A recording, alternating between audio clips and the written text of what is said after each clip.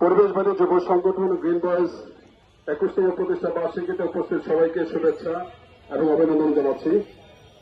আজকে আমাদের সাথে উপস্থিত হয়েছেন বাংলাদেশ পরিবেশ আন্দোলন বাপার সভাপতি প্রফেসর নূর মোহাম্মদ তালুকদার স্যার, উপস্থিত আছেন গ্রিন বয়েজের অন্যতম উপদেষ্টা স্থপতি ইকবাল হাবিব, গ্রিন বয়েজের অন্যতম উপদেষ্টা সিনিয়র সাংবাদিক শুভ কিবরিয়া, আমাদের মাঝে উপস্থিত ছিলেন গ্রিন বয়েজের উপদেষ্টা সাবেক ছাত্র নেতা রুস্তম আলী খোকন, উপস্থিত আছেন গ্রিন বয়েজের কেন্দ্রীয় পরিষদের সহসম্পাদক আরিফুর রহমান, সহসম্পাদক মুস্তফা তৃপ্তি, তরিকুল ইসলাম রাতুল, আমাদের মাঝে উপস্থিত আছেন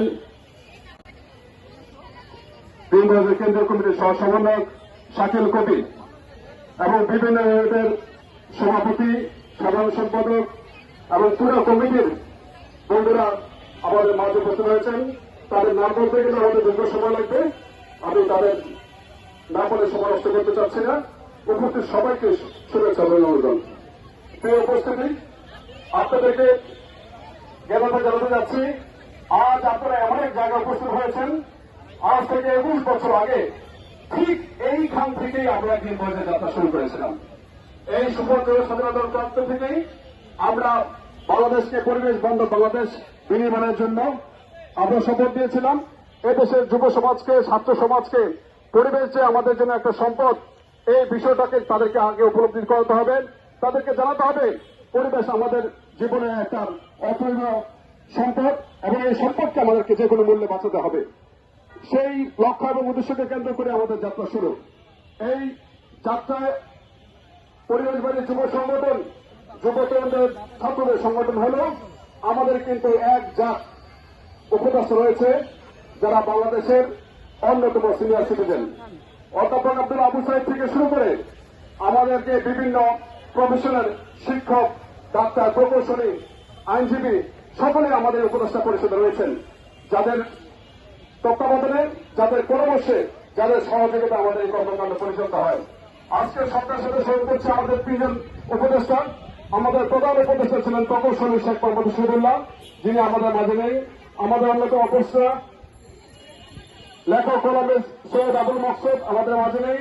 আমাদের উপদেষ্টা সভাপতি মুবাশশির আহমেদ শেখ আমাদের মাঝে নেই। আজকে যারা আমাদেরকে ছেড়ে চলে গেছেন, যারা আমাদেরকে অনুপ্রেরণা দিয়ে গেছেন পরিবেশ রক্ষা আন্দোলনে যোগদান করার জন্য, তাদেরকে শ্রদ্ধার সাথে স্মরণ করছি। আজকে শ্রদ্ধার সাথে স্মরণ করছি সে সমস্ত কর্মীদেরকে যারা এই পরিবেশবাদী যুব সংগঠনের কর্মকাণ্ডকে এগিয়ে নেওয়ার জন্য তারা তাদের কর্মকাণ্ড দিয়ে, তাদের পরিশ্রম দিয়ে, তাদের মেধা দিয়ে আমাদেরকে সাহায্য করে গেছেন। আমরা হারিয়েছি আমাদের অনেক কর্মীদেরকে, আমরা হারিয়েছি আমাদের এই জুলাই আন্দোলনের অন্যতম সূর্য সৈনিক আবু সাইদ, যে রংপুর বেগম রোকেয়া বিশ্ববিদ্যালয় আমাদের অন্যতম সূর্য সৈনিক ছিল। আজকে তাকে শ্রদ্ধার সাথে স্মরণ করছি। আজকে শ্রদ্ধার সাথে স্মরণ হচ্ছে আমাদের পরিসরের বন্ধু হাফিজকে, যে গ্রিন বয়েজের কর্মকাণ্ড এগিয়ে নেওয়ার জন্য সে সর্বত্রই কাজ করত, তাই মারা গেছে। আজকে হাফিজকে আমরা শ্রদ্ধার সাথে স্মরণ করছি। আজকে অনেক বন্ধুদেরকে আমরা হয়তো নামে তাদেরকে স্মরণ করতে পারছি না। আমি যাদেরকে নাম বলতে পারিনি, আমরা সকলের জন্য আজকের এই দিনে মন থেকে, আত্মা থেকে তাদের জন্য দোয়া করব, যারা আমাদের এই কর্মকাণ্ডকে সহযোগিতা করে গেছেন এবং যারা আমাদেরকে শিখিয়ে গেছেন আন্দোলন করে পরিবেশ রক্ষার এই কর্মকাণ্ডকে এগিয়ে নিয়ে যেতে হবে। প্রিয় উপস্থিতি, আজকে আমাদের মাঝে থাকার কথা ছিল এই গ্রিন বয়েজের যিনি স্বপ্নদ্রষ্টা, যিনি আমাদেরকে এই গ্রন্থে দীক্ষিত করেছেন, আমাদের সকলের প্রিয় গ্রিন বয়েজের প্রতিষ্ঠাতা, প্রধান সমন্বয়ক জনাব আলমগীর কবির ভাই গতকাল রাতে পবিত্র হজ পালন করার জন্য তিনি শহীদ গেছেন। আমরা সকলে তার জন্য দোয়া করব। তিনি আমাদেরকে আশ্বস্ত করেছেন আমাদের সকলের জন্য তিনিও দোয়া করবেন। আশা করি তিনি সুস্থ শরীরে তার এই পবিত্র কর্মকাণ্ড তিনি সমন্বয় করবেন। আজকে অনেক বন্ধুরা এখানে উপস্থিত আছেন। আমরা আলোচনা সভা খুব দীর্ঘায়িত করব না। আমরা বলতে চাই যে আমাদের এই কর্মকাণ্ডে আমরা কি করেছি, অনেকেই জানতে চান যে আমাদের সফলতা কি। আমরা সফলতা বলতে গেলে অনেক রকমের কথা বলতে পারবো। আজকে যদি মাঠ রক্ষা আন্দোলনের কথা বলতে পারেন, পার্ক রক্ষা আন্দোলন করতে বলেন, উদ্যান রক্ষা আন্দোলনের কথা বলেন, নদী খেলার মাঠ, জলসুরক্ষা আন্দোলনের কথা বলতে পারেন, গ্রিন বয়েজের বন্ধুরাই কিন্তু তাদের জীবন বাজি রেখে সর্বপ্রথম উপস্থিত হয়। আমরা রক্ষা করছি গোলাপবাগ মাঠকে রক্ষা করেছি। আজকে যার তত্ত্বাবধানে এই মাঠটি একটি সুন্দর স্টেডিয়ামে রূপান্তরিত হয়েছে।